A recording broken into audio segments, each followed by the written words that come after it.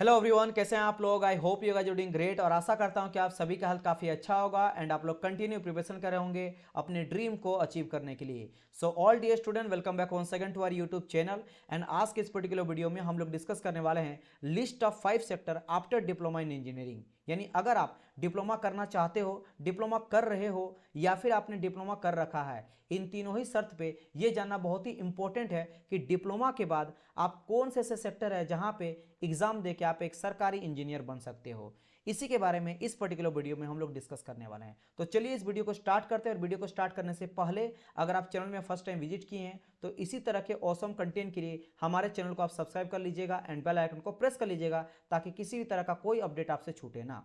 तो इस लिस्ट में सबसे पहले नंबर पे मैं रखा हूं एसएससी जेई को, यानी कि स्टाफ सिलेक्शन कमीशन द्वारा आयोजित किया जाने वाला जूनियर इंजीनियर का परीक्षा। अगर मैं एसएससी जेई का बात करता हूं तो ये जो आप लोग का परीक्षा है ये लगभग हर साल आप लोगों को देखने को मिलता है। अगर मैं वैकेंसी का बात करता हूं तो अप्रोक्स आप लोग को 1000 के आसपास वैकेंसी देखने को मिलता है मिनिमम, लेकिन आप लोग को इससे ज़्यादा भी देखने को मिल सकता है depending upon the number of vacancy, या फिर रिक्रूटमेंट के बेसिस पे इसको रखा जाता है। जितना जरूरत है उस बेसिस पे आप लोग को वैकेंसी देखने को मिलता है। जैसे 2022 में अगर मैं बात करता हूं तो 3000 तक आप लोग को वैकेंसी देखने को मिला है।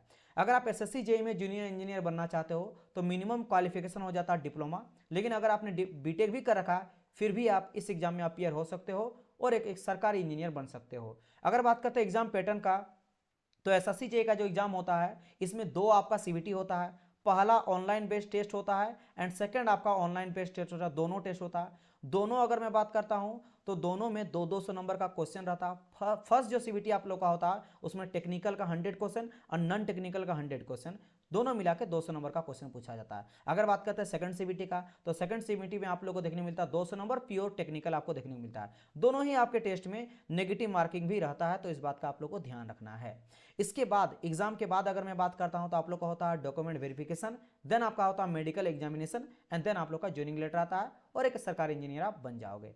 अब अगर मैं बात करता हूं इसके बाद सेकंड लिस्ट में, इस लिस्ट में मैं सेकंड नंबर पर रखा हूं आरआरबी जेई को, यानी कि रेलवे रिक्रूटमेंट बोर्ड द्वारा आयोजित किया जाने वाला जूनियर इंजीनियर का परीक्षा। अगर मैं आरआरबी जेई का बात करता हूं तो आरआरबी जेई भले 4-5 साल में आप लोग को एक बार वैकेंसी देखने को मिलता है, लेकिन जब भी ये वैकेंसी आता है ह्यूज नंबर ऑफ पोस्ट के साथ आता है, ह्यूज नंबर ऑफ वैकेंसी के साथ आता है। अगर मैं बात करता हूं 2019 के डाटा के अकॉर्डिंग तो 2019 में नंबर ऑफ जो वैकेंसी था वो ऑलमोस्ट आप लोग का 13,000 का प्लस था, यानी 13,000 प्लस आप लोग को वैकेंसी देखने को मिला था। और अगर मैं बात करता हूं नंबर ऑफ अप्लीकेंट कितना आपको हर साल देखने को मिलता है तो जैसे एसएससी जेई में अगर बात करता हूं तो 6 से लेकर 7 लाख हर साल बच्चे अपियर होते हैं एसएससी जेई में। वहीं अगर बात करते हैं आरआरबी जेई में तो आरआरबी जेई में ये संख्या काफ़ी बढ़ जाता है, ये पहुंच जाता 30 लाख तक। 2019 में 30 लाख बच्चे अपियर हुए थे आरआरबी जेई में। वहीं अगर बात करते हैं क्वालिफाई करने वाले जो बच्चे थे सीबीटी 1 से लेकर सीबीटी 2 में गए थे वो 2 लाख बच्चे थे।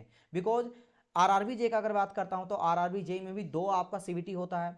फर्स्ट सीबीटी का बात करते हैं तो उसमें मेरा नॉन टेक्निकल प्योर रहता है एंड सेकंड सीबीटी का अगर बात करते हैं तो इसमें टेक्निकल और नॉन टेक्निकल दोनों रहता है। और सेकंड सीबीटी में 15 गुना बच्चे सिलेक्ट किए जाते हैं, यानी अगर आप क्वालिफाई हो जाते हैं पहला सीबीटी में तो 15 गुना बच्चे को बुलाया जाता है। यानी कि अगर मैं 2019 का बात करता हूं तो जो बच्चे 30 लाख बच्चे अपियर हुए थे उसमें से 2 लाख बच्चे सेकंड सीबीटी में गए थे। और सेकंड सीबीटी क्वालिफाई करने के बाद आप लोग का होता है medical examination and document verification and then आप बन जाते हो एक सरकारी इंजीनियर रेलवे में। चलिए अगर मैं बात करता हूं आगे, अच्छा मैं ब्रांच का बात कर लेता हूं आरआरबी जेई में। आरआरबी जेई में अगर आप मैकेनिकल से किए हो, इलेक्ट्रिकल से किए हो या फिर आप इलेक्ट्रॉनिक्स से, सीएस से, आईटी से, प्रोडक्शन से, ऑटोमोबाइल से डिप्लोमा, तो आप अप्लाई कर सकते हो। इसके अलावा अगर आपका हायर क्वालिफिकेशन भी है जैसे बीटेक भी है तब भी आप आरआरबी जेई के लिए क्वालिफाई रहते हो। अगर मैं बात करता हूं इसके बाद थर्ड लिस्ट में तो इस नंबर में थर्ड लिस्ट में मैं रखा हूं आप लोग का पीएसयू। पीएसयू यानी कि पब्लिक सेक्टर अंडरटेकिंग। ये कंपनी जो होता है भारत सरकार के अंडर में काम करती है, जिसे अर्ध सरकारी कंपनी कहा जाता है। समय समय पे ये भी वैकेंसी आप लोग को देखने को मिलता है और मैं आपको बता देना चाहता हूं कि इसमें भी सारे वो सुख सुविधा मिलता है जो एक सरकारी इंजीनियर को मिलता है। इसके अलावा इसमें आपको प्रमोशन भी बहुत फास्ट देखने को मिलता है और इसमें आप लोग को कई सारा ऐसा सैलरी है जो आप लोग को एडिशनल मिल जाता है, अलाउंसेस मिलता है, जिससे आप लोग को सैलरी बहुत अच्छा देखने को मिलता है।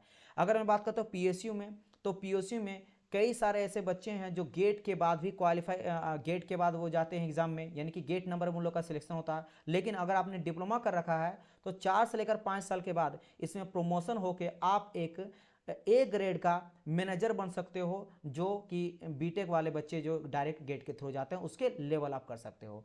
अगर मैं बात करता हूँ टॉप मोस्ट पीएसयू कंपनी, तो इसमें कई सारे ऐसे कंपनी हैं जो आ जाती हैं। जैसे अगर मैं बात करता हूं आप लोग का भारत पेट्रोलियम कॉर्पोरेशन लिमिटेड यानी कि बीपीसीएल, एनटीपीसी यानी कि नेशनल थर्मल पावर कॉर्पोरेशन आ जाएगा। इसके बात करेंगे एचएएल यानी कि आपका हो गया हिंदुस्तान एरोनॉटिक्स लिमिटेड आ गया।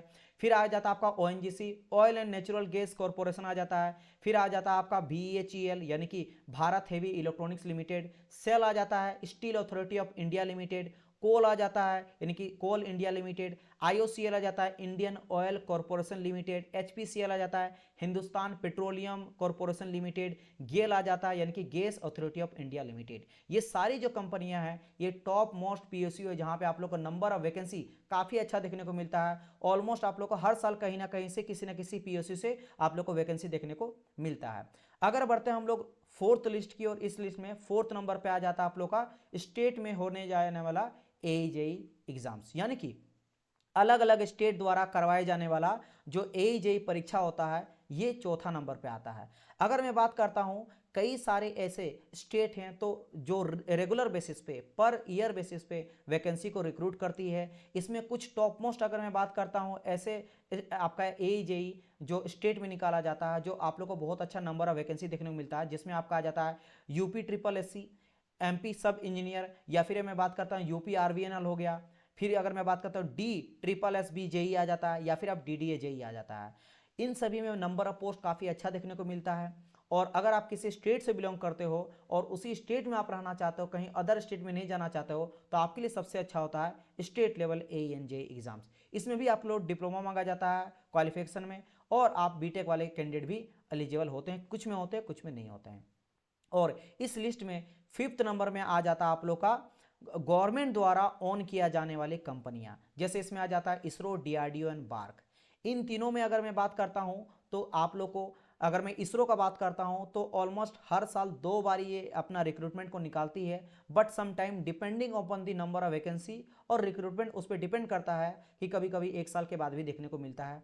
और अगर आप एक सच्चा इंजीनियर बनना चाहते हो तो आपको ज्वाइन करना चाहिए इसरो या डीआरडीओ, बिकॉज आपको पता है इसरो एंड डीआरडीओ अगर आप जाते हो तो आप सच्चा इंजीनियर कहलाओगे, क्योंकि इस फील्ड में जो काम करते हैं वो आप एरोनॉटिक्स से रिलेटेड यानी कि आप स्पेस से काम करोगे और उससे कनेक्ट रहोगे। हाँ, सैलरी की अगर बात करते हैं तो इसमें भी बहुत अच्छा आपको सैलरी मिल जाता है। जितने भी बात करा जाए सभी top most salary, high paying salary वाले जॉब आप लोग को देखने को मिलेगा। अब इसके अलावे जैसे मैंने कहा स्टेट वाले में मैंने बात करा था, स्टेट वाले में कई सारा और भी ऐसा होता है। स्टेट में मैंने यहाँ पे टॉप यहाँ पे 4-5 के बारे में डिस्कस करा है। जैसे आपका यूपी ट्रिपल एससी हो गया, Uttar Pradesh staff selection commission द्वारा आयोजित किया जाने वाला जेई का एग्जाम। फिर अगर बात करते हैं एमपी के द्वारा आयोजित किया जाने वाला सब इंजीनियर का एग्जाम। इसके द्वारा यूपी के द्वारा आयोजित किया जाने वाला यूपी आरवीएनएल का एग्जाम, जो होता है बेसिकली उत्तर प्रदेश राज्य विद्युत उत्पादन निगम लिमिटेड आ जाता है। फिर D triple S B JE यानी कि Delhi subordinate service selection board, और लास्ट डीडीए जेई यानी कि दिल्ली डेवलपमेंट अथॉरिटी। ये कुछ टॉप मोस्ट है, लेकिन इसके अलावे अलग अलग स्टेट जैसे आपका यूपी हो गया, एमपी हो गया, महाराष्ट्र हो गया, झारखंड हो गया, बिहार हो गया, असम हो गया, जम्मू कश्मीर हो गया, तमिलनाडु हो गया, हर एक स्टेट में जेईएनए का वैकेंसी निकलता है। और आप डिप्लोमा अगर आप किए हो तो अप्लाई करके आप एग्जाम देके आप सरकारी इंजीनियर बन सकते हो। तो ये कुछ आप लोग के टॉप 5 सेक्टर हैं जहां आप डिप्लोमा के बाद एक सरकारी इंजीनियर बन सकते हो। अगर आपको जानना है कि सर मेरा स्ट्रीम ये है, लाइक मेरा ब्रांच है मैकेनिकल, सिविल या इलेक्ट्रिकल, तो अगर मेरा मैकेनिकल ब्रांच है तो मुझे बताइए सर किस किस सेक्टर मेरे लिए ज़्यादा फेवरेबल है, किस किस सेक्टर में जाना चाहिए, किस किस ऑर्गेनाइजेशन में मुझे ज़्यादा अपॉर्चुनिटी मिलता है जॉब का। सिमिलरली अगर आप सिविल से हो, इलेक्ट्रिकल से हो, सीएस से, आईटी से हो, तो आप लोग को कमेंट करना है, उसके रिगार्डिंग में वीडियो आप लोग के लिए बना दूंगा। इस वीडियो में को देखने के लिए थैंक यू सो मच, और हमारे चैनल में जुड़े रहिएगा ताकि इसी तरह का वीडियो आप लोग को मिलते रहे। Thank you so much for watching.